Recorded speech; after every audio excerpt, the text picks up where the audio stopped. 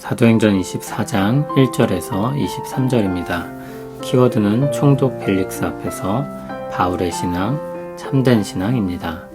닷새 후에 대제사장 아나니아가 어떤 장로들과 한 변호사 더둘로와 함께 내려와서 총독 앞에서 바울을 고발하니라.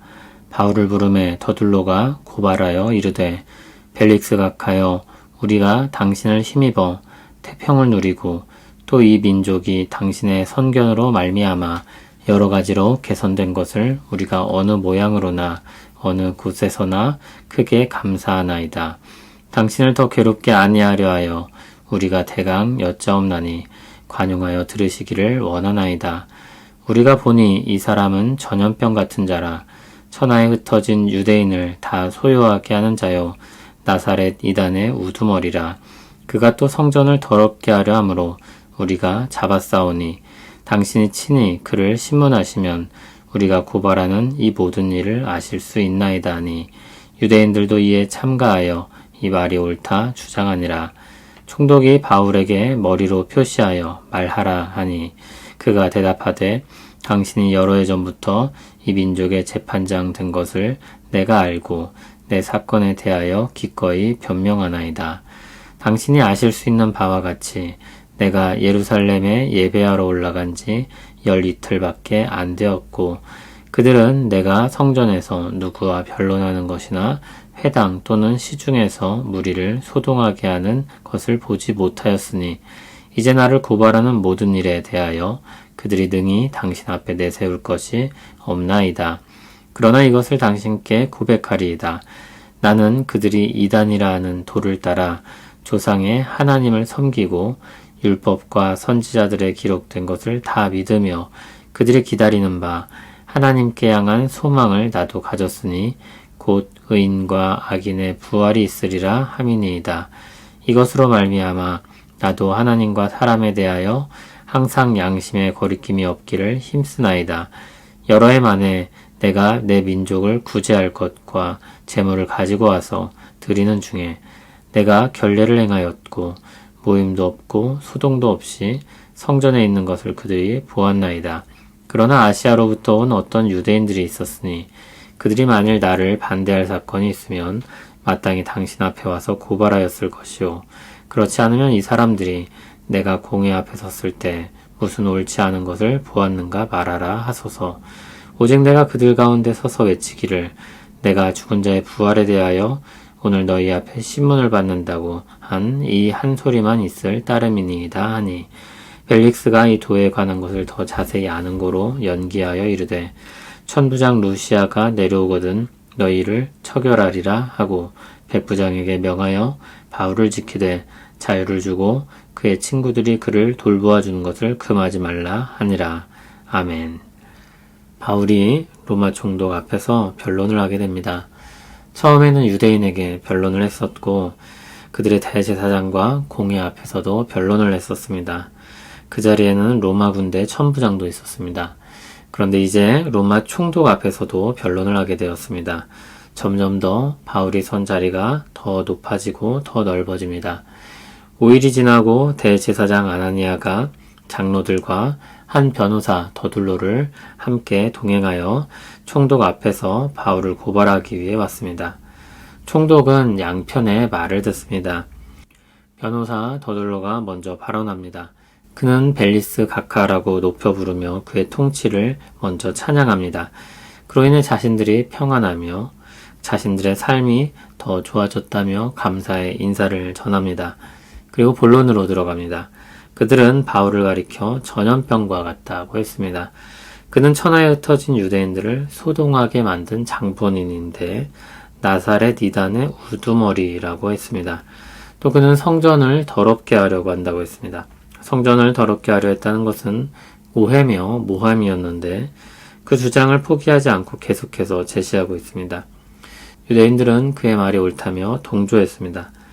총독은 끄덕이고 바울에게 발언권을 주었습니다. 바울도 벨릭스가 재판장으로 지낸 시간들을 정중히 인정하면서 변호를 시작합니다. 당시 벨릭스는 5년 정도 재판장 역할을 했던 때였는데 그가 재판장으로 해왔던 것들을 인정하는 것입니다. 한편으로는 그를 높이고 다른 한편으로는 자기 변호를 강화하는 것입니다. 그동안 재판을 잘 해왔던 분이니 자신의 변호를 들으면 자신이 무죄하다는 것을 알게 될 것이라는 뜻입니다. 자기 변호를 분명한 사실로부터 시작합니다. 그는 예루살렘에 예배하러 갔었고 간지 열 이틀밖에 안 되었으며 이것은 확인해보면 금방 알 수 있는 사실이라고 했습니다. 그러니 자신이 고발당했던 것처럼 성전에서 변론하거나 회당에서 또는 시중에서 무리를 선동하여 소동하게 할 시간도 없었고 그렇게 하지도 않았다는 것입니다. 자신이 당한 고발이 사실무근이라는 것입니다. 또한 그들이 자신을 가리켜 이단이라고 했는데 자신은 그들과 같은 하나님을 섬기고 있고 율법과 선지자들에 기록된 것을 그들과 같이 다 믿으며 그들이 기다리는 하나님께 향한 소망을 자신도 가지고 있다고 했습니다. 그것이 의인과 악인의 부활이라고 덧붙입니다. 그런 신앙을 가진 자로서 자신은 하나님과 사람들에 대해 항상 양심의 거리낌이 없기를 힘쓴다고 했습니다. 그가 유대인들과 같은 신앙을 가지고 있다는 것입니다.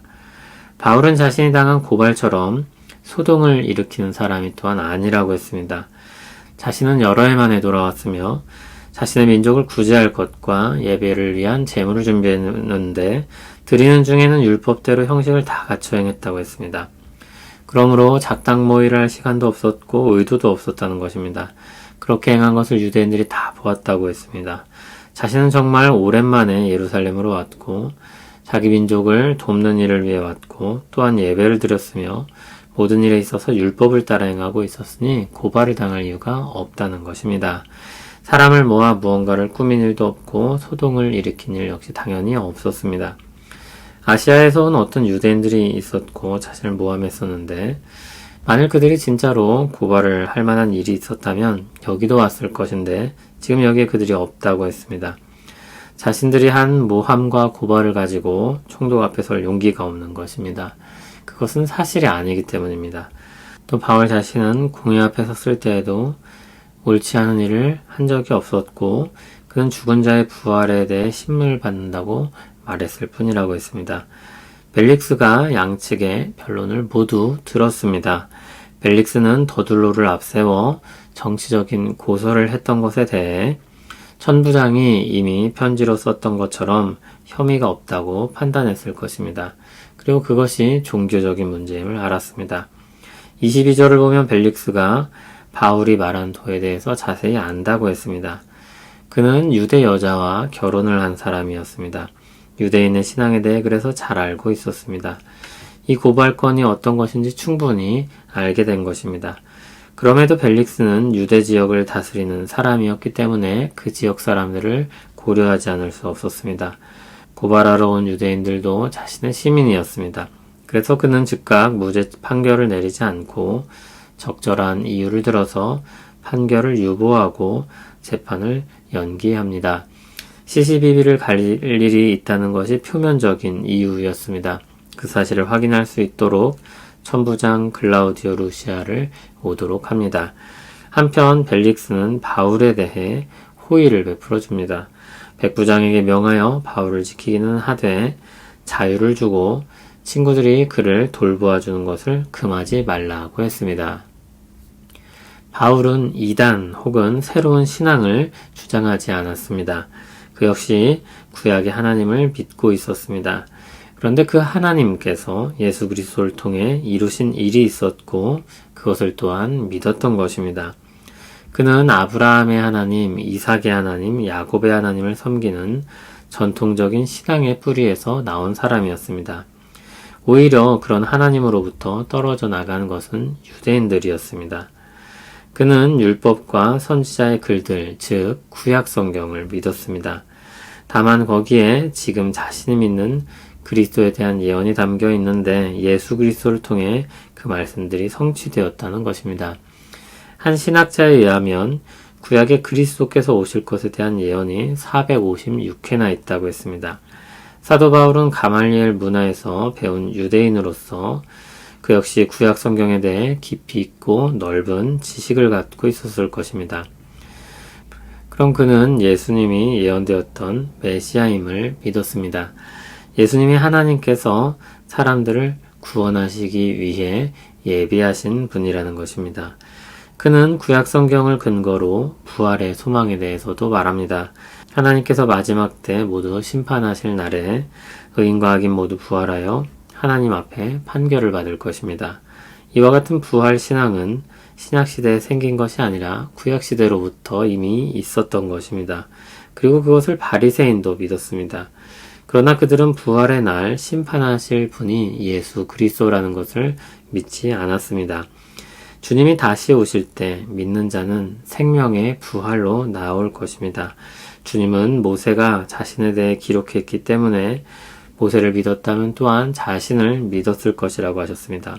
그러므로 예수를 믿지 않는 것은 모세를 믿지 않는 것이다 라고도 말씀하셨습니다. 바울은 이스라엘 역사를 통해 이어진 신앙을 계승하고 기록된 성경이 말하고 있는 그 신앙을 믿었습니다. 그리고 믿는 사람으로 살았습니다. 부활의 날을 바라보며 오늘 여기서 하나님과 사람에 대하여 항상 양심의 거리낌이 없이 살기를 힘썼습니다. 주님의 교회는 바울과 같은 신앙을 계승하고 있습니다. 우리는 그와 같이 구약 성경을 우리와 분리시키지 않습니다. 우리 하나님께서 이끄신 역사로 그것을 받아들입니다. 또한 하나님께서 이루신 교회의 역사를 우리의 역사로 받아들입니다. 그래서 우리는 계속해서 초대 교회의 신앙에 대해 말하고 그것을 추구하기도 하는 것입니다. 처음 주어졌던 은혜와 처음 추구하던 신앙의 방향을 잃어버리지 않으려고 하는 것입니다. 우리 신앙은 로마 카톨릭으로부터 파생되어 나온 아류도 아닙니다. 잘못된 길로 멀리 갔던 교회의 길에서 나와 돌아온 참 신앙을 가진 사람들입니다. 우리 신앙은 처음 교회, 바른 교회의 모습을 간직하고 살려고 애쓰는 참된 그런 신앙입니다. 사도 바울이 자신의 신앙을 구약 성경에 기초하고 있었던 것처럼 우리는 구약 성경에 기초하며 또 우리에게 주신 신약 성경에도 두고 있습니다. 기록된 말씀을 따라 바른 길을 찾고 추구하며 또한 성경이 가르치는 바를 따라서 살기 위해 애쓰는 것입니다. 그 신앙은 우리를 부활의 날 소망을 갖게 합니다. 예수 그리스도로 옷 입고 그날에 우리는 심판대 앞에 설 것입니다. 우리는 의인으로 여겨져 칭찬과 위로를 받을 것입니다. 그리고 주 안에서 영원히 행복한 삶이 시작될 것입니다. 예수 그리스도 안에서 우리가 가진 신앙을 다시 한번 확인하며 우리를 구원하신 주를 찬송하며 감사가 가득한 우리 삶이 되기를 소원합니다. 우리에게 복음을 듣게 하시고 참된 신앙을 갖고 살게 하시니 감사합니다. 우리는 아브라함의 하나님, 이삭의 하나님, 야곱의 하나님을 믿습니다. 또한 사도 바울과 구름같이 어다한 믿음의 조상들의 하나님을 믿습니다. 우리에게 기록된 성경을 주셔서 참된 신앙의 길을 보이셨으니 힘써 그 길을 따라가게 하옵소서. 열매 맺는 삶을 살게 하옵소서. 예수님 이름으로 기도합니다. 아멘.